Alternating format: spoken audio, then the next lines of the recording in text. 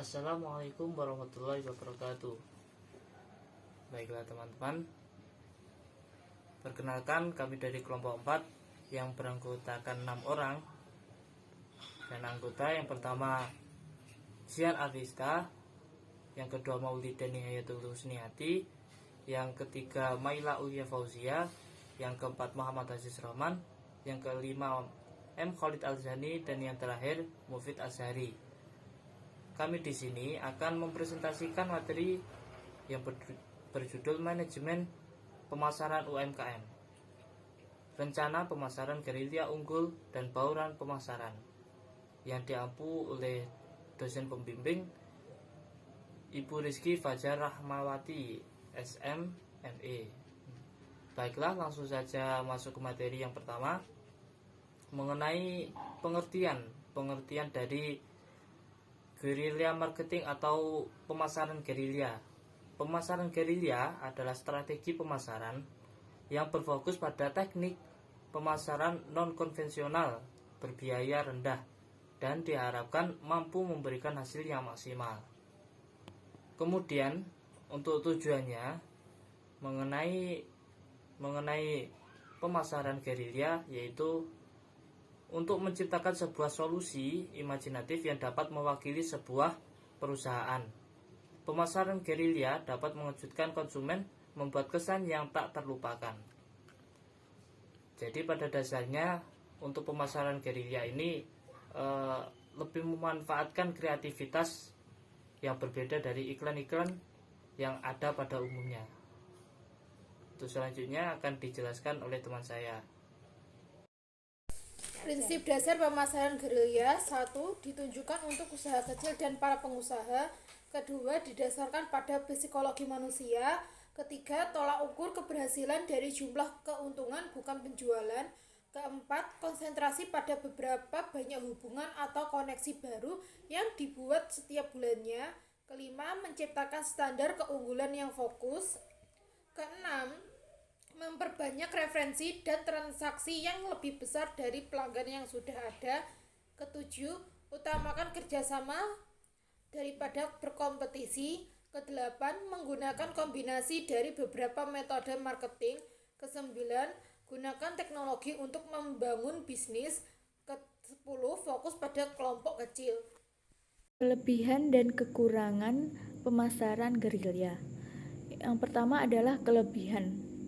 Kelebihannya adalah yang pertama hemat biaya, 2 bisa dikombinasikan dengan strategi lain, yang ketiga tepat sasaran, yang keempat membangun kesadaran merek, yang kelima mudah mengukur hasilnya.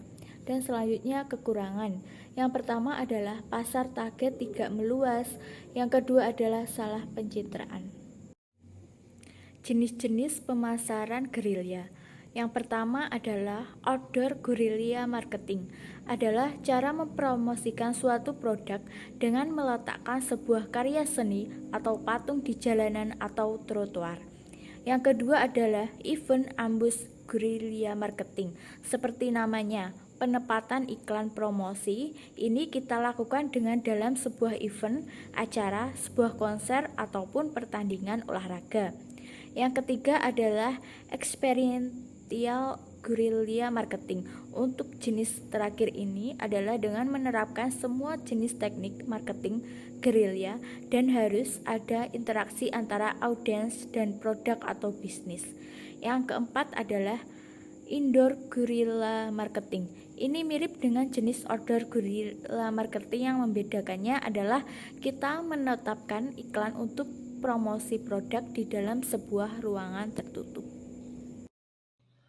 Berikutnya yaitu tantangan pemasaran gerilya. Tantangan pemasaran gerilya itu ada 4. Yang pertama yaitu pembuatan yang cukup lama. Yang kedua, dapat berisiko tinggi. Yang ketiga, dapat menciptakan publikasi gratis dari iklan. Yang keempat yaitu produk dan pencitraan merek maupun perusahaan kita yang dilakukan oleh media massa. Berikutnya yaitu contoh pemasaran gerilya. Ide pemasaran gerilya ini cerdas dari MC Donald. Kampanye pemasaran ini diberi nama persimpangan keripik, Iklan ini adalah salah satu kampanye seni jalanan paling berkesan untuk merek tersebut. Bayangkan saja, berjalan-jalan dengan anak-anak Anda, ketika mereka melihatnya, mereka akan segera menginginkan makanan yang menyenangkan dan beberapa kentang goreng yang lezat.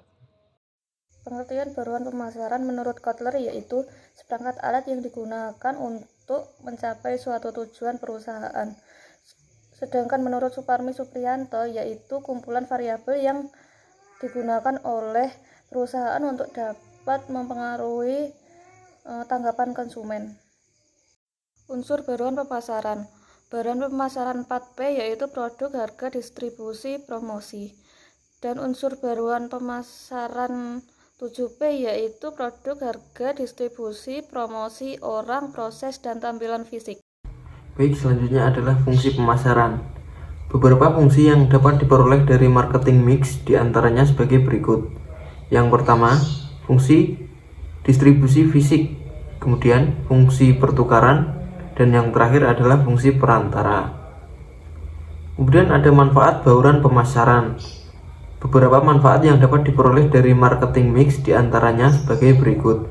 Yang pertama, mampu menganalisis keuangan. Yang kedua, alokasi sumber daya yang bijaksana. Yang ketiga, memfasilitasi proses komunikasi. Yang keempat, menyederhanakan.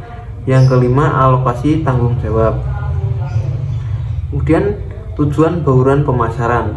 Beberapa tujuan yang dapat diperoleh dari marketing mix diantaranya sebagai berikut.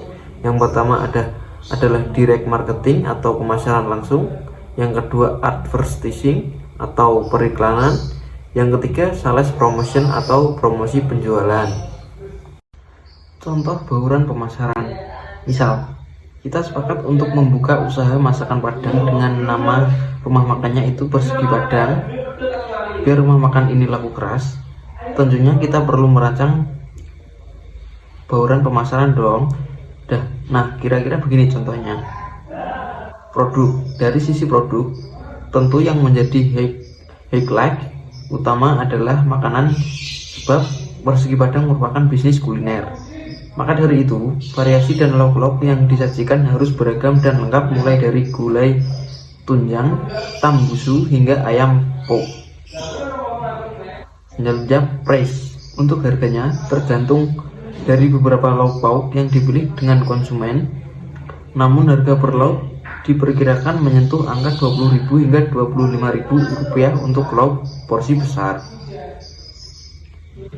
Promotion. Sekarang gimana nih langkah promosi buat memperkenalkan Persegi Padang ke masyarakat luas? Yang pertama, saat Persegi Padang pertama kali dibuka, kita bisa nih kasih diskon 50% untuk lauk pauk yang tersaji. Dengan begitu, konsumen yang datang kemungkinan akan mencoba banyak lauk dan mereka akan mengingat cita rasa dari setiap lauknya. Price. Kalau soal tempat atau lokasi rumah makan, Persegi Padang berencana untuk hadir di sekitar area perkantoran di Jakarta. Alasannya, kita pengen menargetkan karyawan yang butuh asupan pas jam makan siang. Makanya, kita memilih lokasi di area perkantoran karena cukup strategis. Selain itu, Persegi Padang juga diharapkan dapat membuka cabang di kota-kota besar lainnya dalam beberapa tahun yang akan datang. Sekian presentasi dari kelompok kami, kurang lebihnya mohon maaf. Billahi taufiq wal hidayah, wassalamualaikum warahmatullahi wabarakatuh.